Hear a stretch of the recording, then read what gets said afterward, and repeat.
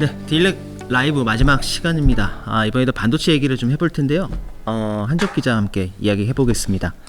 네, 지금 대만에서 세미콘 타이완 진행되고 있잖아요. 어제 열렸죠. 어제 개막을 네, 했는데 열리죠. 제가 그동안 세미콘 뭐 미국에서도 열리고 뭐 일본에서도 열리고 뭐 한국에서도 열리고 유럽도 있고 뭐 하지만 대만에서 열릴 때 삼성하고 하이닉스가 동시에 와서 기조연설하고 이런 적이 있었었나요? 제 기억에는 없었던 것 같아요. 예, 저도 처음인 것 같은데 그 두 회사의 그것도 뭐 사장급 인사들 그러니까요. 아닙니까? 예, 보통은 이제 뭐 안에 여러 가지 포럼이나 이런데 좀 뭐 펠로우들이 나간 적은 있었던 것 같은데, 그렇죠. 예, 네, 그 정도가 있었는데 수장들이 나가서 얘기들을 했는데 어떻게 보셨어요? 뭐 재밌게 봤습니다. 좀 이례적인데 어떤 얘기들을 주로 했나요?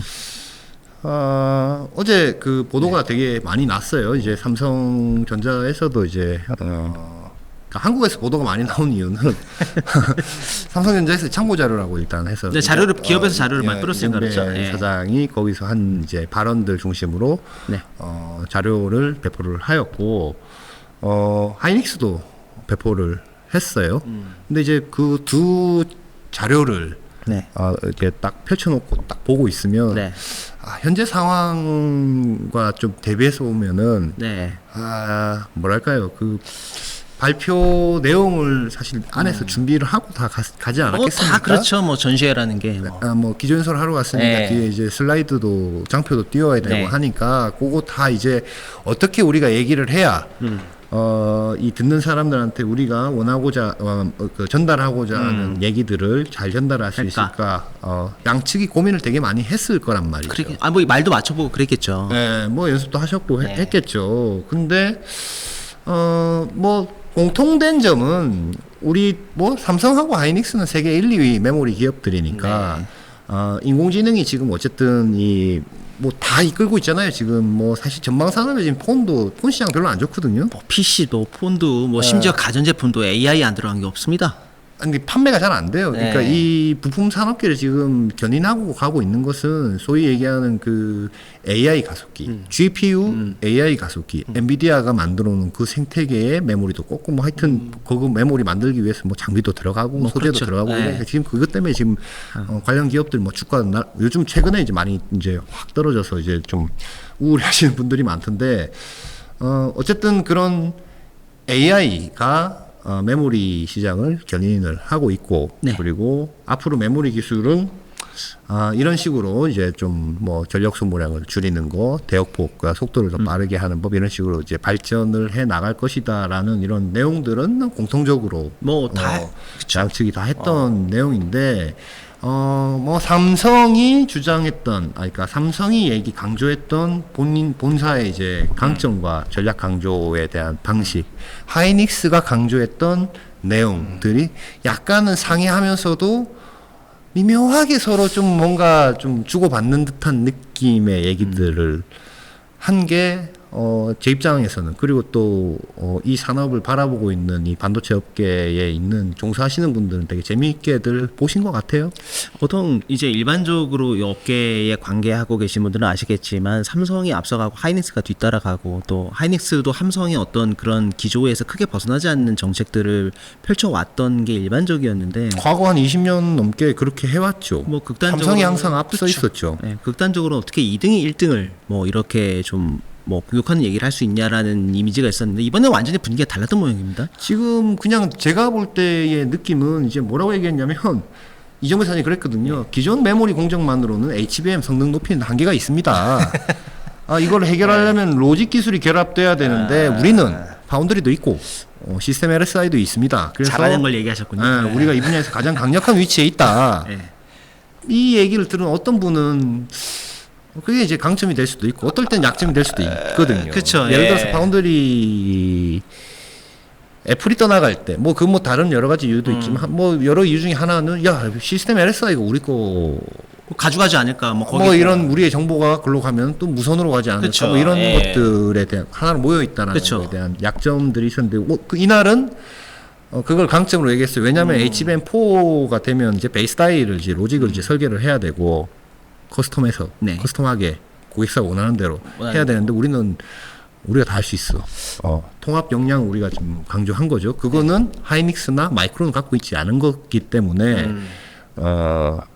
우리가 우위야라고 얘기한 걸로 모르겠습니다. 뭐 그 얘기의 배경이 진짜로 그런지는 모르겠지만 들었을 때는 약간 그렇게 해석할 수 있는 여지가 있게 얘기를 하셨단 말이죠. 네. 근데 이제 발표가 기존설이 이정배 사장이 삼성전자 이정배 사장이 먼저 하시고 그 다음에 이제 김주선 SK하이닉스 네. 사장이 올해 이제 작년에 승진하신 분이죠. 이제 네. HBM 잘하니까 이제 그분은 이제 나와서 뭐 그런저런 거 얘기 안 하고 우리는 뭐 이미 다 넣고 있어요. 네. HBM3 8단 제품도 우리가 업계 최초로 했고요. 공급하고 있고요. 이달 말부터 9월 말이죠. 3분기에 뭐 한다고 했으니까 12단짜리 네. HBM3도 양산에 돌입한다. 라고 얘기했는데 우리는 이미 하고 이쪽 있다. 시장을 장악을 하고 있는 있다. 회사야. 우리 뭐 약간 그냥 뭐 발표는 서서 이렇게 막 했지만 그냥 양쪽이 만약에 같이 있었다라고 그러니까 텍스트만 봤을 때는 삼성에서 막 이렇게 얘기하는데 하이닉스 쪽에서는 다리 꼬고 이렇게 팔짱 끼고 앉아서 우리는 하고 있는데 이미 뭐 약간 이런 느낌을 받았다는 거죠. 좀 대놓고 놀았다는 느낌을 지울 수가 없는 게 보통 큰 이런 전시회에서 발표하는 순서까지 정하고 시간도 딱딱 정하는데 그러니까 앞에 상대방이 어떤 이런 할 줄 알고 그걸 미리 준비했다는 느낌이 굉장히 강하게 듭니다. 몰랐겠죠. 뭐 무슨 발표할지 뭐 어떻게 알았겠습니까? 하여튼 뭔가 네. 뭐 수세적 입장이니까 현재는 그래서 삼성이 이제 우리는 바운드리도 있고 시스템 LSI도 있고 해서 우리는 뭐 하여튼 포괄적인 역량을 갖고 있다라고 얘기한 것에 대해서 하이닉스 뭐 그것도 이미 이제 발표된 내용이지만 우리 뭐 TSMC랑 그쵸. 베이스타인은 협력하고 있다. 네. HBM4 개발하고 있고 TSMC하고 협업하고 생산한 HBM4는 뭐 최고 성능을 발휘하게 될 거다. 뭐 이렇게 이제 뭐 우리는 다 갖고 있어라고 했을 때 우리는 뭐 TSMC랑 하는데요. 뭐 다 좋을 거예요. 이렇게 얘기했다라고 좀 해석할 수 있는 부분이 좀 있었던 것 같습니다. 그것은 HBM 덕분에 SK 하이닉스가 자신감이 많이 붙었다고 봐야 될까요? 어떻습니까? 그렇게 봐야 되겠죠. 근데 이제 이제 이정배 사장님 쭉 얘기하고 그다음에 쭉 얘기해 제가 지금 왔다 갔다 하면서 얘기하는 네. 거는 이제 어쨌든 이제 뭐 얘기의 어떤 그 역동감을 주기 위해서 이제 네. 이렇게 말씀드리는 건데 이정배 사장님 그 얘기도 했어요. 야 HBM만 잘한다고 되는 게 아니야. 그 클라우드 인프라에서 AI 가속기에 들어가는 HBM만 잘한다고 되는 게 아니고 온 디바이스, 엣지 디바이스에 들어가는 메모리도 잘해야 돼. 우리 이런 솔루션이 있어라고 강조를 했단 말이죠. 네. 근데 이제 김 사장은 이제 그 뒤에 발표했는데 이제 발표한 그 내용, 그 강조한 내용 조목조목 한 게 이렇게 가만히 보면 삼성보다 빨리 한 것들을 다 얘기를 했어요. 그러니까요. 예를 들어서 뭐 TSV로 이제 만든 DIMM, 네. 그러니까 256기가 바이트짜리 모듈이죠. 예. 서버용 메모리 모듈 용량을 늘린 거거든요. 그럼 우리가 유일하게 공급하고 있다. 그리고 엔터프라이즈용 SSD. 네. 이게 QLC SSD인데 이게 과거에 이제 인텔에서 인수한 대련팹에서 만드는 거거든요. 예. 그 인텔은 플로팅 게이트 방식을 써요. 일하는 거 그쵸. 방식을 씁니다. 그 방식에 대한 거 여기서 설명하기 너무 이제 기니까 좀 차치하고 삼성도 그렇고 하이닉스도 그렇고 CTF 방식이에요. 그쵸. 차지 트랩 플래시. 플래시. 근데 이제 셀 하나에 여러 비트를 저장하는 것은 뭐 다른 건 CTF가 뛰어난데 셀 하나에 여러 비트를 저장했을 때 내구성이나 이런 것들은 플로팅 게이트 방식이 좋거든요. 왜냐하면 아주 고성능 제품일 경우에는 빠르고 그리고 뭐 이런 성능이 좋은 뭐 이런 게 필요하지만 서버용이 꼭 그렇게 필요하지는 않거든요. 그렇죠. 용량 크고 값 싸고 오래 내구성이 높은 거를 하는데 플로팅 게이트가 괜찮은 기술 괜찮은 방식이고 기술이다. QLC 쪽에서는 엔터프라이즈 쪽 아마 컨슈머 쪽은 삼성도 내놨던 것 같은데 엔터프라이즈 쪽은 솔리다인만 계속 이제 공급을 했고 초기 시장을 이제 거의 장악을 해서 그걸 또 강조를 했단 말이죠. 근데 삼성은요, 저도 이제 그거를 봤는데 삼성이 이제 엔터프라이즈용 SSD QLC 방식은 네. 8월에 플래시 메모리 서밋에서 이제 또 그때 서야 발표했어요. 그래서 그러니까 늦은 거지 그것도. 그쵸, 늦은 거고 또 하나 SK 하이닉스가 또 얘기한 것은 LPDDR5X. 삼성은 그 X라고 하던데 T가 아니고 이제 모바일용. 모바일용이죠. 그러니까 속도가 이제 9.6 기가 비트 속도로 동작하는 LPDDR5T. T. 하이닉스가 먼저 퀄컴 인증 받았거든요. 이게 폰에 먼저 들어가. 근데 삼성이 좀 늦었어요. 이게. 근데 이거를 얘기하는 건 아픈 곳을 계속 콕콕 찔렀다라고 저는 보거든요. 우리 이거 다 삼성보다 빨리 한 것들. 아이고야. 딱딱딱 얘기하고. 사실은 여기 얘기 안 한 것 중에도 예를 들어 작년에 뭐 사파이어 레피즈에 뭐 붙는 서버용 DDR5에 대한 인증, 인텔 인증도 먼저. 과거에 삼성이 인증 받으려다가 몇 번 그 좀 인증 못 받은 경우도 몇 번 있었던 것 같은데 인텔한테. 글쎄요, 그 사파이어 예. 레피즈 건인지는 잘 모르겠는데 사파이어 레피즈에 대한 그 DDR 서버용 DDR5에 대한 인증도 하이닉스가 먼저 받았고 보도자료도 그때 보란듯이 났고 거기다가 최근에 뭐 이건 또 뭐 또 그렇지만 원C D램을 개발 발표. 보통 삼성은 야 우리는 개발 발표 안 해, 양산 발표 뭐 만들어야 발표하는 거지. 그렇죠. 뭐 이렇게 항상 네. 그 기조를 아직도 지키고 있는데 어쨌든 이제 자꾸 이제 뭔가 우리가 지금 앞서 나가고 있어요라는 메시지들을 하이닉스가 계속 신경전을 좀 굉장히 크게 했네요. 안에 내용들을 보니까요. 그러니까 뭐 그거를 의도하고 그렇게 갔는지는 모르겠는데 결과로만 봤을 때는 지켜보는 사람 입장에서는 되게 왔다 갔다 얘기들을 그렇게 했구나 라는 느낌이 들죠. 저는 사실 이거 보면서 예를 들어 뭐 서버 만들어서 공급한 슈퍼마이크로라는 회사 CEO 대만계 미국인이죠. 엔비디아 화체순환 대만계 미국인이죠. 그쵸. 리사 수 뭐 다 대만계 대만계죠. 미국인이죠. 그러니까 AI 시대를 이끌어가는 뭐 부품이나 이런 완성품 또 뭐 거기 이제 그 카드 만들고 서버 만드는 업체 다 카드도 대만으로. 있고 뭐 서버 만들고 조립하고 다 뭐 대만에 패키징하고 있죠. 다 대만 그쵸. 기업들이란 말이에요. 근데 이제 그런 사람들이 있는 나라니까 가서 발표하신 것들이 아닌가, 발표하신 게 아닌가 싶습니다. 그게 저 합리적으로 맞는 게 그 대만에 올라온 기사들을 보니까 대만 관점에서 쓰여져 있잖아요. 다 거기 그치? 관점 근데 이제 쓰죠. 김 사장님이 이런 얘기를 하셨더라고요. 대만은 내가 가장 많이 방문한 외국 기업이다. 여기 그리고 뭐 지난 2년여 동안 10번 넘게 방문을 했다. 대만에. 그리고 뭐 TSMC와 아주 좋은 과제를 잘 협력을 하고 있다. 이런 얘기들을 해보면 뭐 상대방 국가와 기업을 띄워주면서 또 대만의 입맛에 맞는 얘기들을 좀 해주시는 거 보니까 근데 그럼에도 불구하고 그 특별한 자리에 특별한 인사들이 이런 얘기를 했다는 것 자체가 굉장히 흥미롭네요. 지금 6월인가요? 5월인가요? 컴퓨텍스 예, 5월에 했었습니다.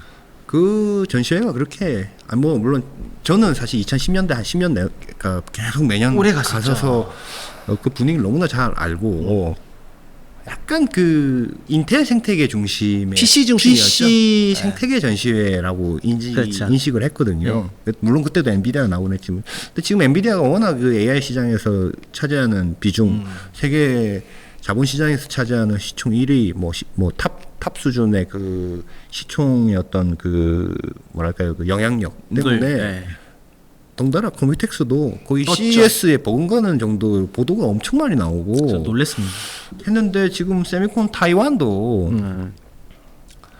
그들만의 이제 기술을 흥행을 엄청 성공하지 않았을까. 사실 세미콘 타이완 올해뿐만 아니라도 이제 TSMC가 워낙 시설 투자를 좀 많이 하고 뭐 TSMC뿐만 아니라 뭐 UMC도 있고 또 마이크론의 수많은 옛날에 그 파워칩이라든지 이런 그 인수한 맞아요. 그 팹들이 이노테라 등등등. 뭐 또 그 대만에 있고 이러기 때문에 세미콘 타이완도 되게 굉장히 잘 되는 전시회였거든요. 근데 이제 뭐 거기 나가는 그 소재 부품 장비 회사들은 다 그런 회사들 고객사로 어떻게 좀 영업을 해보지 않을까. 그리고 기존에 고객사였다면 좀 더 끈끈한 관계를 좀 맺으려고 그 돈 내고 이제 전시관을 차렸는데 뭐 이번에 그 이게 지금 세미콘이라는 이 미국 세미가 전시 이 그렇죠. 플랫폼이죠.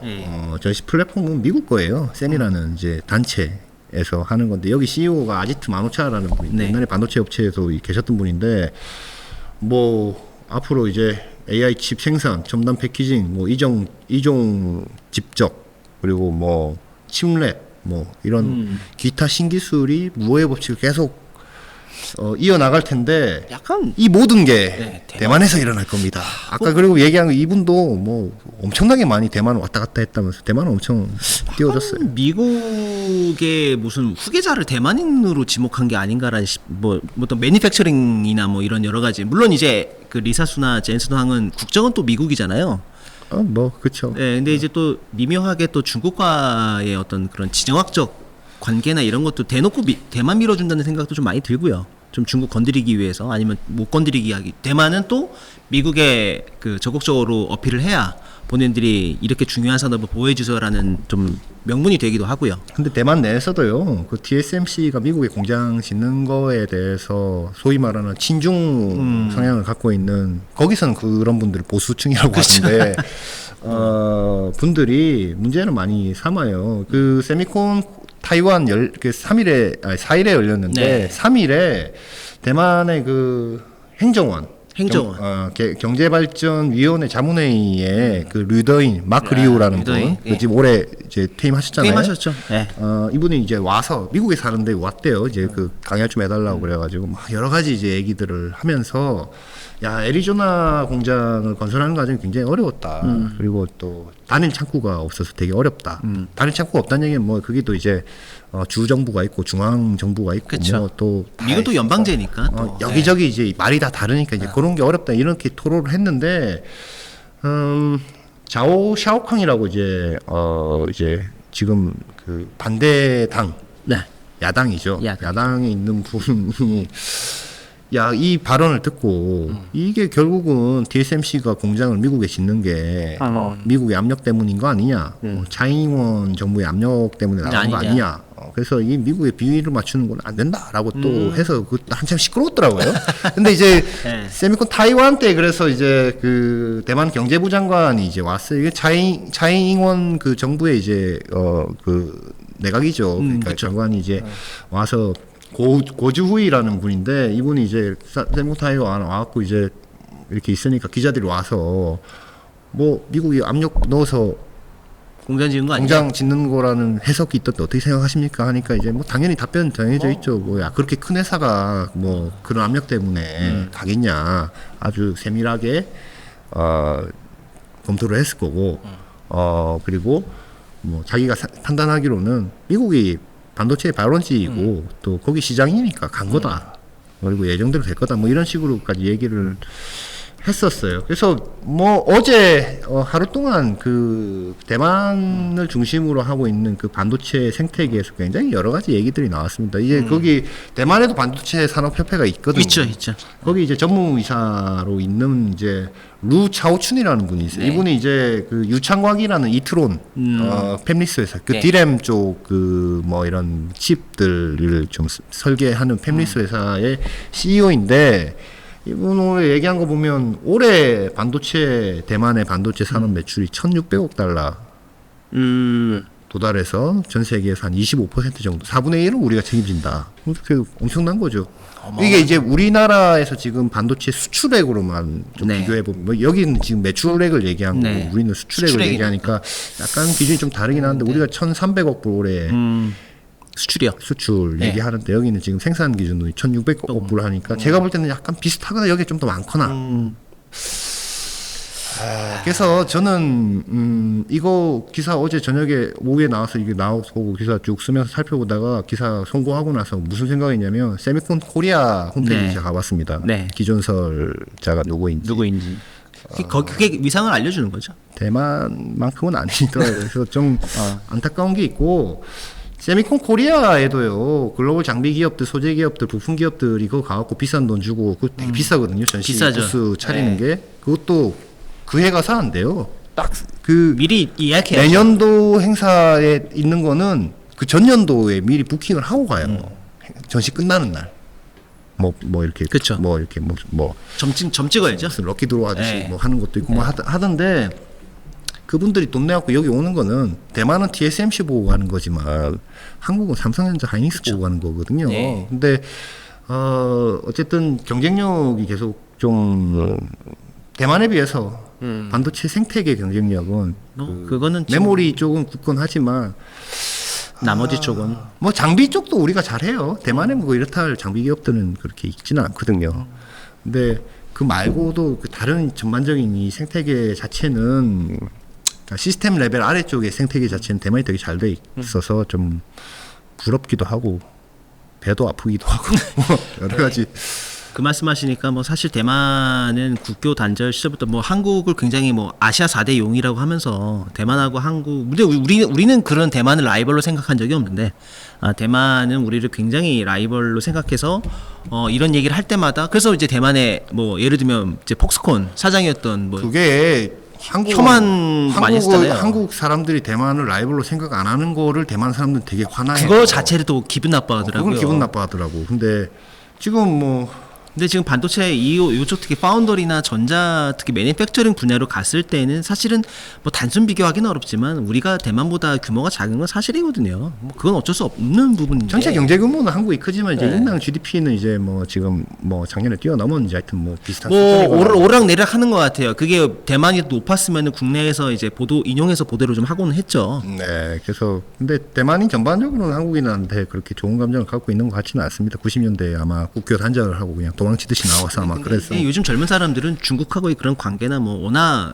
지금 한류가 인기여서 대만 젊은층들은 한국에 대한 호감을 많이 표시한다는 보도도 많이 있는데 그 좀 뭐 말씀 나온 김에 시황에 대한 거 조금 예. 잠깐 말씀드리면 8월 말에 디램 고정 거래 가격이 좀 떨어졌어요.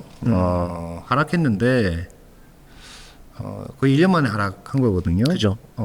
이상 신호 아닌가라고 생각해서 저도 좀 파보니까 DDR4 좀 약간 좀 DDR4요. 네. 오리지널 DDR4 말씀하시는 네, 거죠? 네. 예. 재고가 많이 탑니다. 재고 역시 재고가 좀 많이 안 빠졌네요. 80% 정도가 DDR4에 대한 재고이고 왜 재고가 그렇게 생겼냐? 이게 지금 DDR5 나올 때 이제 좀 전환도 하고 DDR4 생산을 맞아요. 좀 줄이고 그랬어야 되는데 중국 쪽에 수요가 너무 많아가지고 걔네가 사재기하는 수요가 좀 있었는데 그래서 조금 이 라인 전환에 대한 게 조금 뒤로 밀렸어요. 조금인지 뭐 많이인지 하여튼 밀렸는데 지금 중국에 사재기하다 지금 수요가 없거든요. 그게 재고로 남아 있는 거예요. 그래서 제가 볼 때는 그 지금 전체 재고 중에 한 80%가 지금 DDR4랍니다. 이게 모바일용이 더 많대요 지금. 폰이 안 팔렸다는 얘기네요. 폰도 안 팔리고 PC도 안 팔리니까. 아, 그래서 이건? 지금 이 지금 뒷단에서 이제 업계에서 얘기하는 건 뭐냐면